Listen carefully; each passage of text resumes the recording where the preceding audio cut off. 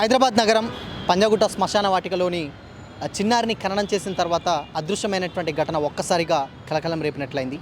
వివరాల్లోకి వెళ్ళినట్లయితే చార్మినార్కి చెందినటువంటి ఖాన్సీ బజార్లో ఉన్నటువంటి ఇద్దరు దంపతులకు ఇద్దరు కవల పిల్లలు జన్మించడం జరిగింది. పుట్టినటువంటి ఇద్దరు శిశువులని ఆరోగ్యం బాలేక బంజారాహిల్స్లోని ఒక ప్రైవేట్ కార్పొరేట్ హాస్పిటల్లో చికిత్స చేయడానికి తీసుకొని రావడం జరిగింది. అయితే శనివారం రోజు అర్ధరాత్రి ఒక దాంట్లో ఉన్నటువంటి ఒక చిన్నారి మరణించడం జరిగింది. అయితే ఆ మరణించినటువంటి చిన్నారిని శిశువుని తీసుకొని వచ్చి ఇక్కడ పంజాగుట్టలోని హిందూ శ్మశాన వాటికలోని దాదాపు అంటే అక్కడ ఉన్నటువంటి సిబ్బందికి 2500 రూపాయలు పే చేసి మరి అక్కడ ఆ శిశువుని ఖననం చేయడం జరిగింది. అయితే మరుసటి రోజు దాని తర్వాత వేరే ఒక చిన్నారి మరణించడం జరిగింది.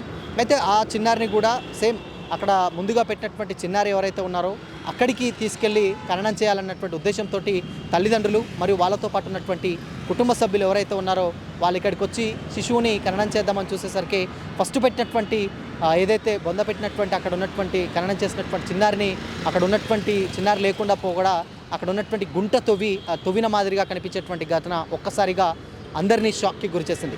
అయితే బాధిత సంబంధించినటువంటి కుటుంబ సభ్యులు అందరూ కూడా ఇప్పటికే బిడ్డ కోల్పోయి పుట్టెడు దుఃఖంలో ఉన్నటువంటి ఇద్దరు తల్లిదండ్రులు ఎవరైతే ఉన్నారో వాళ్ళు అసలు ఎక్కడ పోయింది, మా చిన్నారి ఎక్కడ పోయింది, ఇప్పుడు ఖననం చేసినటువంటి చిన్నారిని ఎటుది ఏం చేశారంటూ కూడా అక్కడ ఉన్నటువంటి సిబ్బందిని కూడా నిలదీయడం జరిగింది.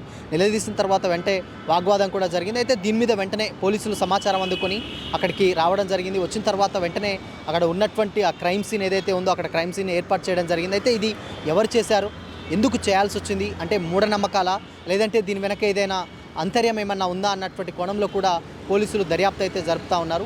బట్ ఏదేమైనప్పటికీ కూడా స్టిల్ ఇప్పుడున్నటువంటి జనరేషన్స్లలో ఇంకా మూఢనమ్మకాలు ఉన్నాయా అంటే మూఢనమ్మకాలు గురించే ఎక్కువగా ఇలాంటివి బయటపడుతూ ఉంటాయని కూడా చాలామంది చెప్తా ఉన్నారు. అంటే దాదాపు చార్మినార్లో ఉన్నటువంటి పేరెంట్స్ ఎవరైతే ఉన్నారో వాళ్ళు బంజారాహిల్స్లోని ఒక ప్రైవేట్ హాస్పిటల్కి తీసుకురావడం, అక్కడి నుంచి వెళ్ళి శ్మశాన వాటిక దగ్గర అవుతుందని చెప్పేసి చిన్నారులే కాబట్టి ఇక్కడ పెడితే ఇక్కడ అందుబాటులో ఉందని కూడా ఇక్కడ తీసుకురావడం జరిగిందని, కానీ వాళ్ళకు ఒక్కసారిగా నిర్ఘాంతపోయేటువంటి విషయం కూడా అక్కడికి వచ్చిన తర్వాత తెలిసింది. లేదంటే అక్కడ అసలు ఆ చిన్నారి ఖననం చేసినటువంటి ఆ ప్లేస్ కూడా వాళ్ళకు తెలిసేది కాదు.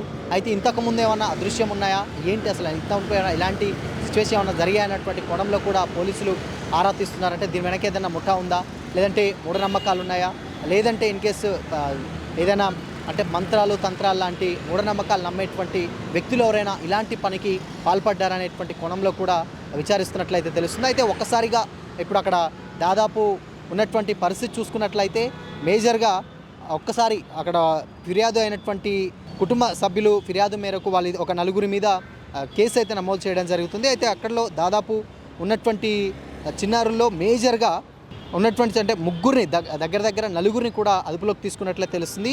జగన్ అలియాస్ బాబా, అదేవిధంగా ప్రసాద్, మల్లేష్ మరియు జోసెఫ్ లాంటి వ్యక్తులు ఎవరైతే ఉన్నారో అక్కడ సిబ్బంది వీళ్ళ మీద ఫస్ట్ అయితే వాళ్ళని నిలదీయడం జరిగింది. పోలీసులు కూడా వాళ్ళనే ఆరా తీయడం జరుగుతుంది. అసలు ఏం జరిగింది, ఎందుకు ఇలాంటి జరిగిందంటూ కూడా అక్కడ వాళ్ళని అడిగి అయితే వివరాలు తెలుసుకున్నట్లయితే తెలుస్తుంది. బట్ ఏదేమైనప్పటికీ కూడా స్టిల్ ఒక్కసారిగా అంటే ఇంత చిన్నారిని అంటే దాదాపు ఒక 6 నెలల శిశువును అక్కడ ఖననం చేసిన తర్వాత ఎవరు తీసుకెళ్ళి ఉంటారు అంటే పాతిపెట్టినటువంటి గుంటను తవ్వి మరీ అక్కడ ఉన్నటువంటి చిన్నారిని తీసుకెళ్లడం జరిగింది. దాని తర్వాత అంటే ఇప్పుడు రెండో చిన్నారి చనిపోవడం ద్వారా అక్కడికి రావడం అందుకని తెలిసింది తప్పితే లేదంటే తెలియకపోవచ్చేమో అన్నటువంటి కోణంలో వాళ్ళు ఒక్కసారిగా తల్లిదండ్రులు ఎవరైతే ఉన్నారో వాళ్ళందరూ కూడా లబోదిబోమంటూ కూడా కుటుంబ సభ్యులందరూ కూడా బోర్న విలపిస్తున్నటువంటి దృశ్యాలను సైతం మనం చూస్తూ ఉన్నాం. విజువల్లో మాత్రం అక్కడ ఏం జరిగింది ఏంటి అనేటువంటి కోణంలో పోలీసులు దర్యాప్తు చేస్తూ ఉన్నారు. ఆ క్రైమ్ సీన్ ఒకటి ఏర్పాటు చేశారు. దానికి చుట్టుపక్కల కూడా ఎవరు వెళ్లకుండా ఏంటి జరిగింది, ఏంటి సీసీటీవీ ఫుటేజ్లు ఏమైనా ఉన్నాయా, ఉంటే ఏమైనా రికార్డ్ అయింది అనేటువంటి కోణంలో కూడా పోలీసులు విచారిస్తున్నట్లయితే తెలుస్తూ ఉంది.